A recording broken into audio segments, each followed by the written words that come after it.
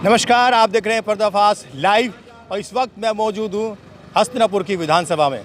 मेरे साथ एक शख्स मौजूद है जो कि यहाँ के जाने पहचाने हैं और अपनी भाषा शैली से जाने जाते हैं, जिनका नाम है राहत अली। मैंने अक्सर इनको मीटिंगों में सुना है, जब भी ये बोलते हैं ऐसा बोलते हैं कि लोगों के रोंगटे खड़े कर देते हैं। आइए उनसे आप जानते हैं कि यहाँ के लोगों के बीच में जाकर वो लोगों को कितना समझा पा रहे हैं, कितने लोगों को कन्वर्ट कर पा रहे हैं, कितने लोगों को ये बात समझा पा रहे हैं कि अब की बार किसका साथ देना चाहिए। राहत अली जी, स्वागत है आपका हमारे चैनल पर। देखिए, जोर की बोल। लगभग सारे गांव कर लिए, बहुत अच्छा रिजल्ट है बीएसपी के प्रति सर समाज में, क्योंकि सर समाज चाहता है कि हम अमन और शांति चाहते हैं इस मुल्क में, इस प्रदेश में। तो इसीलिए हमारा सर समाज बीएसपी के साथ इंशाअल्लाह बहुत मजबूती के साथ खड़ा है। और रहा मेरे समाज का सवाल, मेरा समाज बहुत मजबूती से बीएसपी को पसंद करता है, क्योंकि वो इसी उत्तर प्रदेश के अंदर ये दो सांप्रदायिक ताकतें हैं यहाँ, इन्हें हराने के लिए दलित मुसलमान का समीकरण इस पूरे प्रदेश में भी और देश में भी चलेगा। ये यहीं चलकर नहीं रुकेगा 2022 में, बल्कि 2024 में भी यही समीकरण चलेगा। तो इसीलिए हमारे पूरे उत्तर प्रदेश में और ख़ास तौर से हस्तिनापुर विधानसभा में हमारा टोटल समाज हमें समर्थन कर रहा है, बहुत मजबूती के साथ सर समाज खड़ा है। इंशाअल्लाह हम चुनाव जीतेंगे। कितना लगभग आपको लग रहा है कि जो आप गांव-गांव जा रहे हैं, लोगों को जगाने का प्रयास कर रहे हैं, उनसे बातचीत भी कर रहे हैं, हर तरह की बातें आप उनको समझा रहे हैं, क्या लग रहा है कि वो समाज सारा का सारा इस ओर, यानी कि किस ओर, अपने समाज की ओर वोट डालने में सक्षम है? देखिए, दलित समाज को तो समझाने की ज़रूरत ही नहीं है।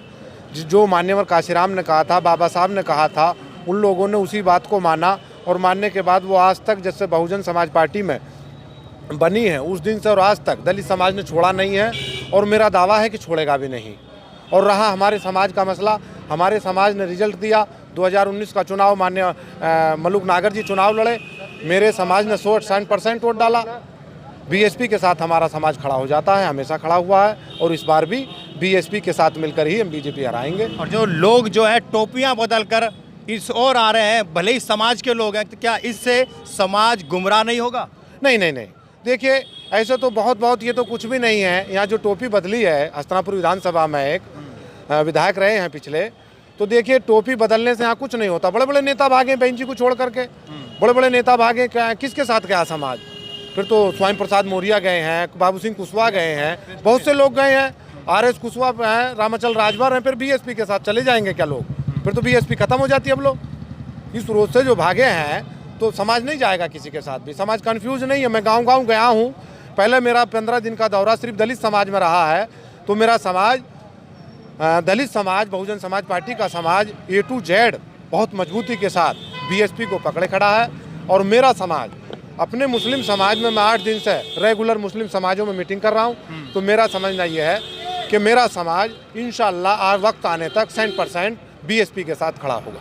पक्की बात है? पक्की बात है, क्योंकि दलित मुस्लिम ये समीकरण ऐसा है उत्तर प्रदेश में नहीं बल्कि पूरे भारत में, कि ये दलित मुस्लिम समीकरण इन सांप्रदायिक ताकतों को हराने का काम करेगा, वरना दुनिया में कोई ताकत नहीं है। ऐसा लगता है? बिल्कुल 100% होगा।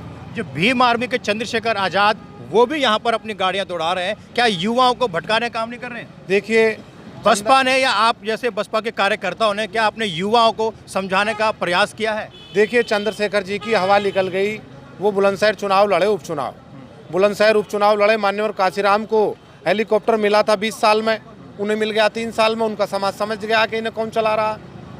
वो बहन जी को ख़त्म करने के लिए कहाँ से आए थे, सब कुछ समझ गया उनका समाज। वहाँ 11,000 वोट मिला, जबकि हाजी यामीन अगर निर्दलीय चुनाव लड़ें तब 20,000 से चुनाव जीत जाएंगे। हमारे पड़ोस में एक जिला पंचायत का चुनाव हुआ, डॉक्टर मनोज 3 बार के जिला पंचायत सदस्य थे, अब को बीएसपी छोड़ के भीम आर्मी से चुनाव लड़ लिए। वहाँ के दलितों ने उससे मुंह पे कहा कि हमने तुझे नहीं बल्कि चंद्रशेखर को हराया है।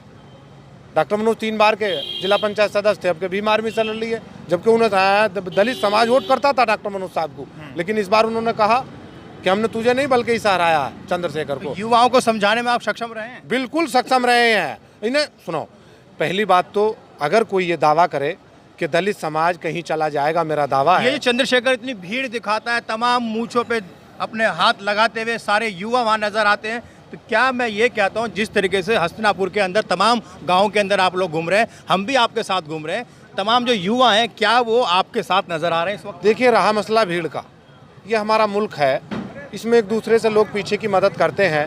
अन्ना हजारे साहब के साथ भी थी भीड़, कहाँ गई वो भीड़? किसकी भीड़ थी वो?